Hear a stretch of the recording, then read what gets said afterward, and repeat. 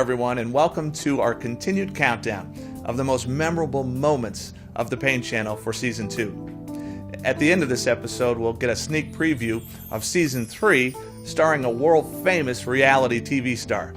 So now let's get to the top moments of Season 2.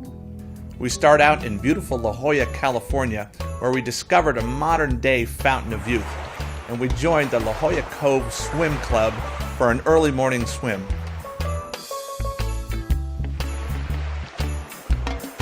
Nowhere else compares to La Jolla, California, San Diego. It's God's country.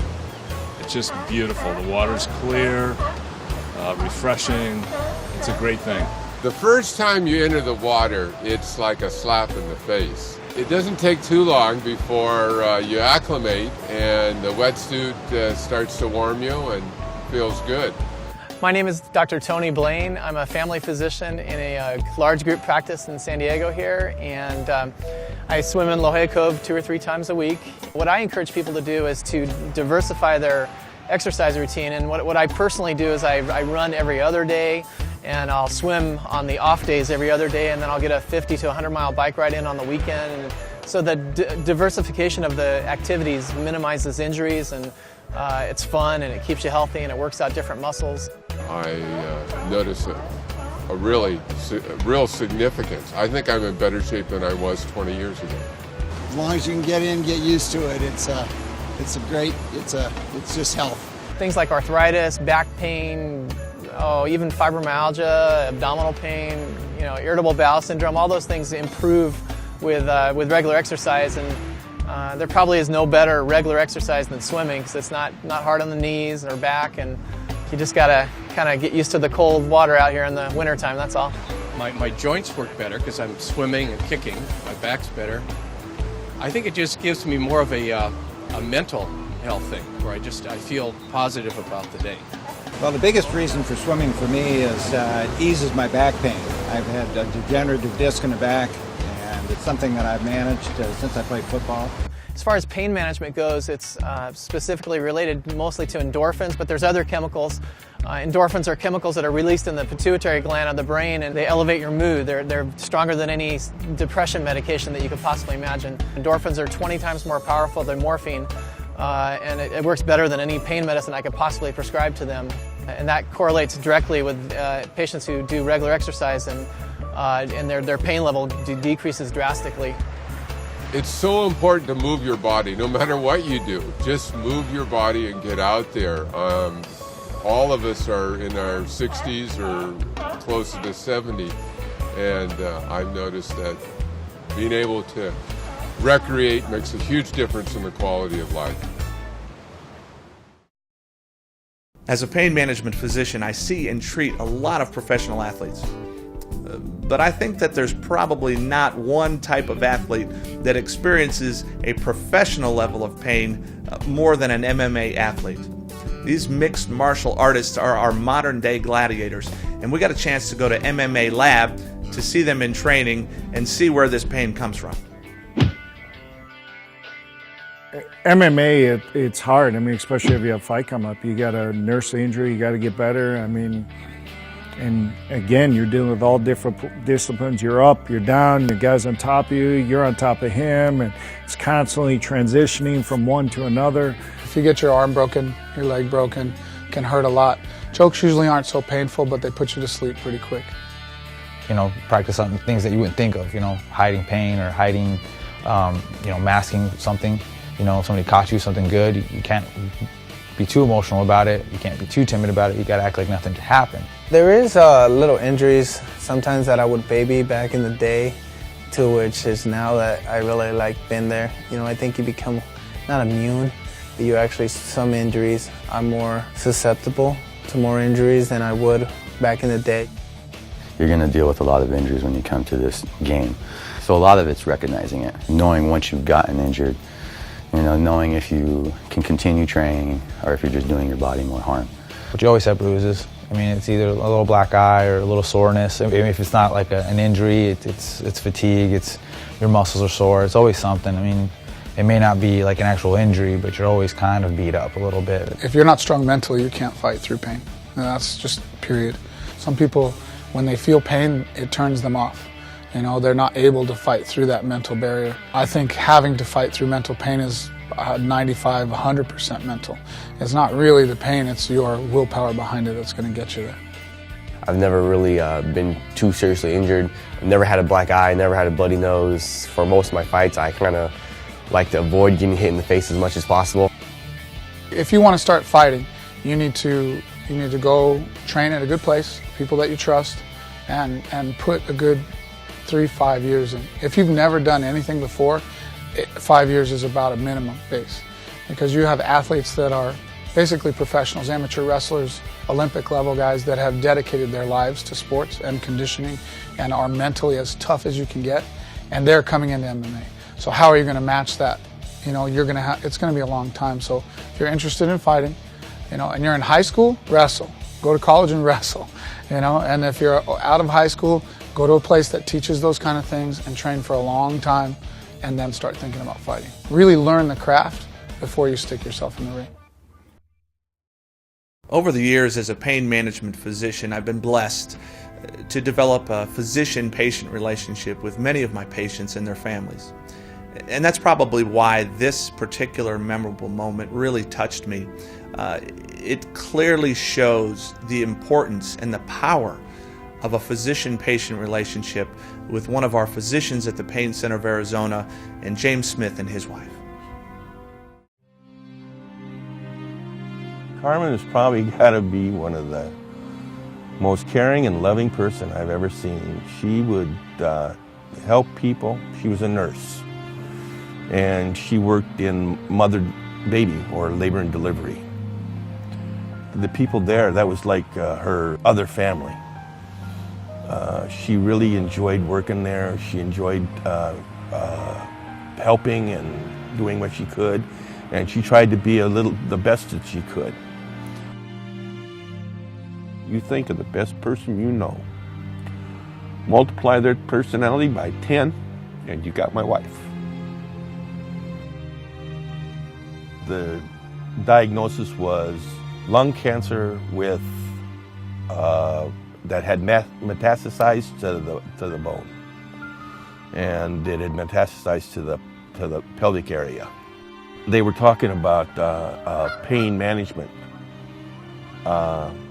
someone to help her with the pain and stuff like that. Our son had mentioned Berger was the one that he went with, and so I says, okay, but we're going to go to Dr. Choi and find out who he recommends. Lo and behold, guess who Dr. Choi recommended? Dr. Berger. And so that's what we did. We went with Dr. Berger, and I am glad of it. I am glad of it. The facts was that she had metastatic cancer. It was a terminal illness. You know, her time was, was thought to be months to, a year, even at her initial diagnosis. And she knew that. Any treatment for her would be palliative, so it would be, designed to reduce symptoms. The 3 doctors that we had, the oncologist, the X-ray radiologist, and then the pain med doctor, I call them my dream team. I could not ever find 3 guys that worked so well together. They weren't doctors to her. They were family, friends. The best end result for taking care of somebody with a terminal illness is to make that process as comfortable for them as possible. We called Dr. Berger's office and they said, well, bring her right in, bring her right in. So we started to get her up, and it was just too much for her. Really, really, really too much for her. And so we called him back and says, we can't get her there. We cannot get her there. It just hurts too much. So over lunch, it turns out that Carmen's home was not too far from the office, and my medical assistant and myself, we jumped in the car and went over there to her house. So we were there waiting, and it got to about noon and stuff like that, and there comes a car and it parks over there. Well, Sharon gets out, but not only Sharon, but Dr. Berger himself. When I seen that, a doctor making house calls, no, it doesn't happen. Oh, he came in there and fixed her up. We made an adjustment to her pump so that her pain pump, so that they wouldn't have to worry at all about, about how her pain would be controlled. They wouldn't have to give her any of additional medications or anything, and made sure she was comfortable. And then he turned around at me and she said, she won't feel no pain. And I believed him. Everybody was surprised. Everybody was. Doctors don't make house calls. No matter what, doctors don't make house calls. Somebody that you still think about, that I still think about on probably a daily basis. That she's been gone no more than 6 months, but her family still comes in every once in a while to give me to let me know how they're doing, how they're coping, how the family's doing, and it's somebody that I think about all the time, and it's important. It kind of keeps me going.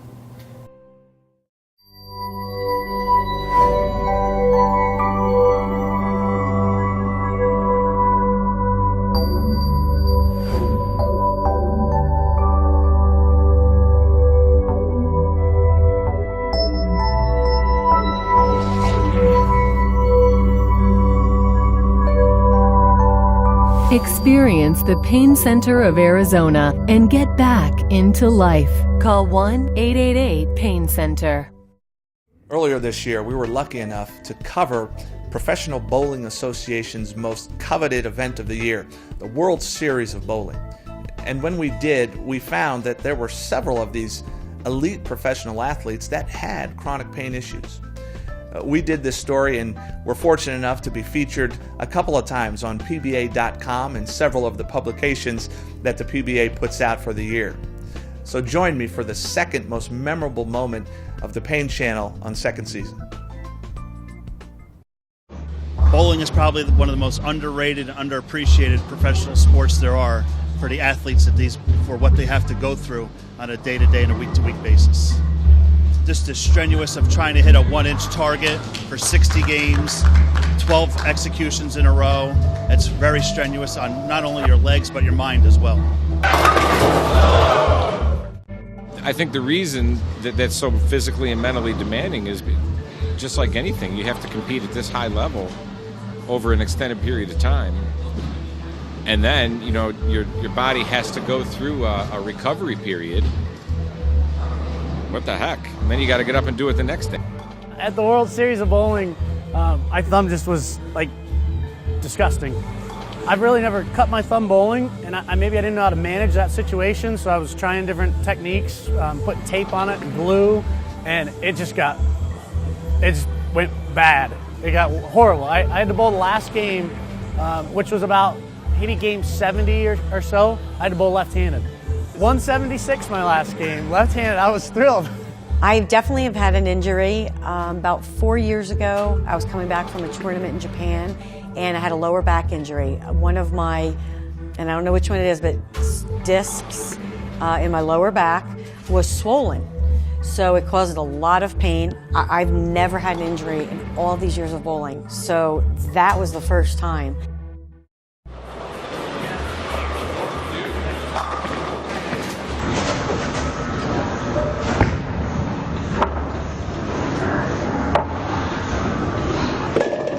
Everybody assumes that we're in giant RVs and we just travel around in them from city to city. The guys out here, obviously these guys love the game. I mean, because, not too many of us are making a whole lot of money at it. We have to bowl a lot of games in a short period of time, and people think that, I can do that. If I shoot 160 on TV, anybody can come out and shoot 170 or better. And it's really a test of time and a test of endurance. Put the shoes on, bowl a week format, and see how you feel at the end of the week. And it gets into our lives on a daily basis and what we actually do. It's not all glitz and glamour. You got to put in a lot of time away from your family and a lot of time in the bowling centers just to practice. If you're not willing to do that, then you can't compete out here, and it's not all it's cracked up to be if you don't put the time in.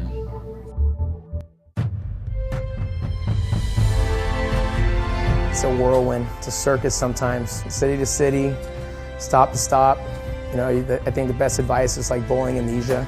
It's being able to put one shot, 1 week, one game, whatever it is, away and go right to the next one. You know, going out here and trying to make, you know, show after show every week is tough.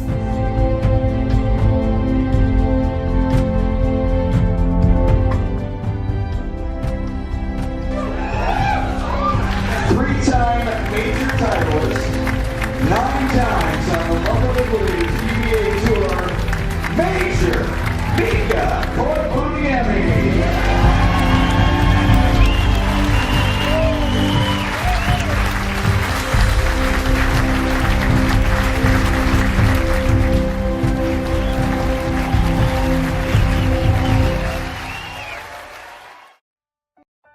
The most memorable moment of Season 2 is really not a moment at all, but it's a series of moments.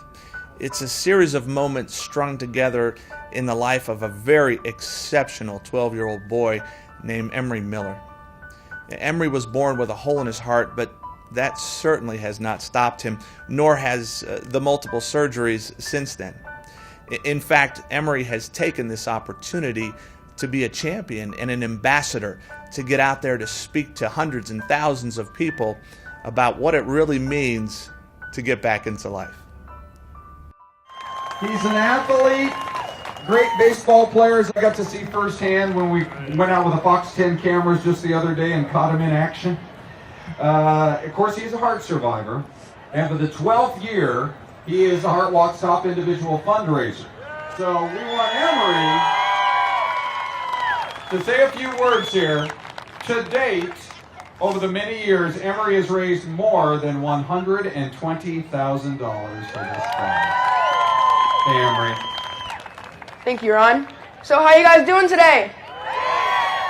All right, well, I'm going to start off by kind of telling you guys a little bit about my story. I was born with a hole in my heart.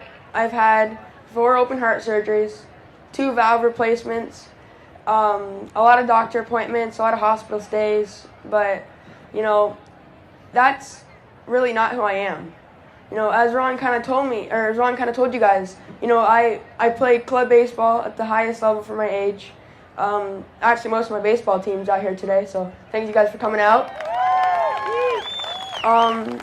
And you guys really don't know what you're doing until you really see me and see how much it's really affecting how much research they do. I haven't told a lot of people this, but I'm coming up on my 5th heart surgery this summer. And with all the research that you guys have done, I might be able to go through a heart cath instead of a heart surgery, which is a lot better. So just keep up whatever you're doing, and every penny counts. So thank you, guys. Let's hear it for Emery! He's 12 years old. Let's welcome Emery Miller.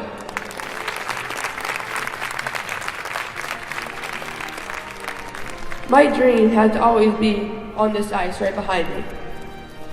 Obviously, because of my heart, this dream will never become a reality.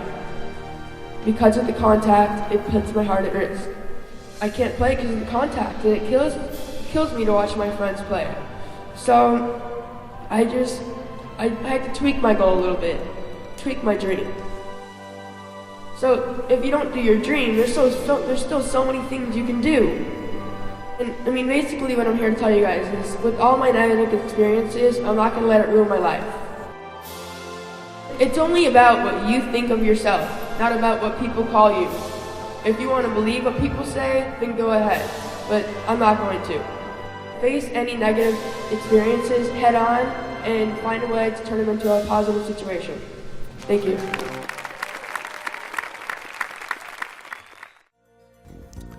Well, it's been a great season, but it's always important to grow. So as we transition to Season 3, look for more amazing stories from pain patients and physicians all across this country, as we try to continue to bring you a level of education and entertainment and enlightenment about this wonderful world of pain management and the opportunities for you.